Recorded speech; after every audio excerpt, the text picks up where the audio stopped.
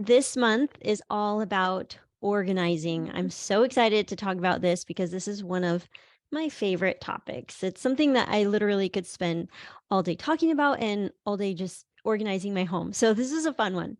And then next month, I wanted to briefly mention what our next month topic is going to be.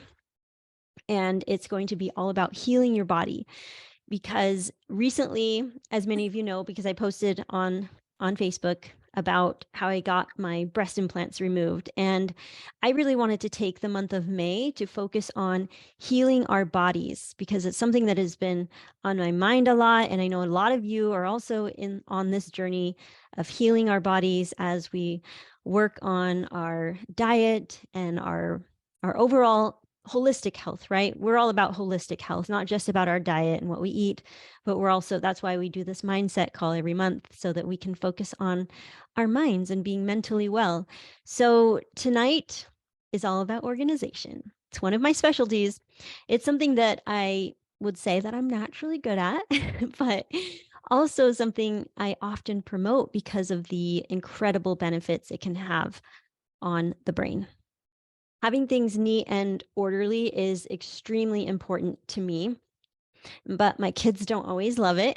I try to impress upon them the benefits of a clean room and a made up bed, but they just think I'm like this crazy perfectionist. I tried for years to get my oldest daughter to make her bed every day, and she'd always say, "Why, mom? Nobody's even going to see it." I'd be so offended that she actually thought I wanted her to make her bed for other people. It was just about me, okay? I wanted her to do it for me. But of course, I was also hoping that she'd experience the same sense of satisfaction that I get whenever I walk by her room and it's all neat and tidy. It has everything to do with me. I recognized early on in my life the positive effects that a clean and organized space had on my brain. So it's something that has always been a huge priority for me. There's nothing better than coming down to a clean kitchen first thing in the morning or climbing into my neatly made up bed at night. Oh, it's the best for me. I do it for my brain. I used to think it was just a personality thing.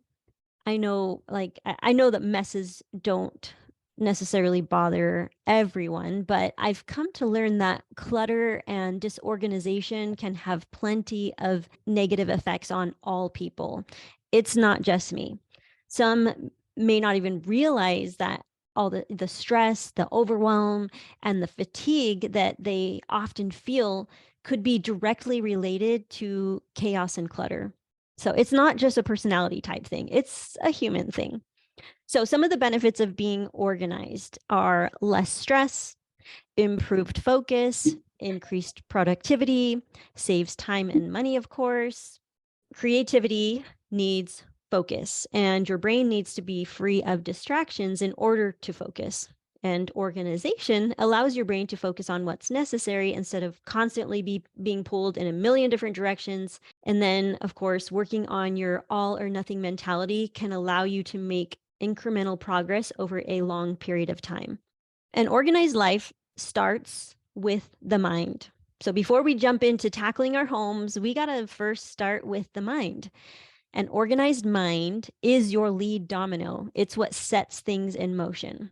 Everything in your external environment is a reflection of what's going on in here, your internal environment. So let's clean it up, shall we?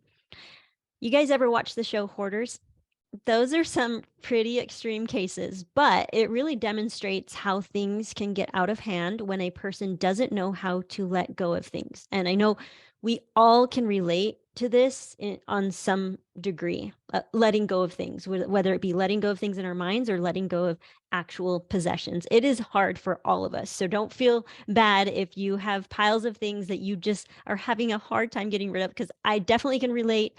You all know that we've spent almost an entire month or 5 weeks total last summer moving out of our home of 15 years. And it was so emotionally exhausting because of having to make all of those decisions on what to get rid of. So I definitely can relate to having a hard time getting rid of things. That's why we're going to be talking about this and how we can work on that. Many of us, though, are hoarders in our minds, hoarding thoughts and stories of the past, struggling to let go of what that person did or said to you, piles and piles of expired beliefs, dusty old relationships that no longer serve you. One of the hardest parts about organizing is knowing where to start. Am I right? Am I right? Going into your garage and like, I'll get to that later because it's just so overwhelming. You just don't even know where to begin.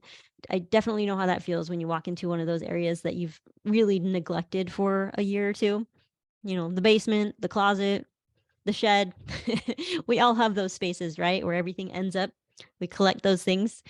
So, first, let's break it up into sections, okay? So, if your brain was your house, how many rooms are there? Maybe you have a room where you put all of your memories, the good and the bad, or a room where you've stacked all your judgments. Maybe you go downstairs and you have all of your goals and your dreams that are just piling up and collecting dust. In the back shed, you've stored up all of your beliefs, and it's piles and piles of boxes that you have yet to unpack. So let's pick one of these rooms to focus on. Maybe this month you want to go through all of your beliefs, or clean up your memories, or start sifting through those goals to see which ones you'd like to set in motion. Let's talk about goals and dreams for a minute. I'm sure you all have heaps of them collecting dust somewhere. You've put them in storage because time is always the issue, right? Or you've lost some belief in yourself because you've failed so many times. I definitely can relate to that. I believe really that we all come here with a specific set of goals and desires, things we'd like to learn, experience, and accomplish in our lifetime. But sometimes we get a little too overzealous and we try to do too much all at one time. At least that was my experience when I first became an adult. I was just so eager to have a career, get married, have kids, and just do it all immediately. I had a hard time taking incremental steps and putting things on hold or just being patient with the process. I like to think of it like, imagine all of the food you will ever eat in your lifetime. Like you have it all in front of you. And wouldn't that be crazy to be able to see all of that food in your lifetime, how much you eat in a lifetime? But what if you tried to eat it all in a year or even 5 years? Just wouldn't be very enjoyable. Enjoying the pursuit one day at a time is like enjoying your food one bite at a time.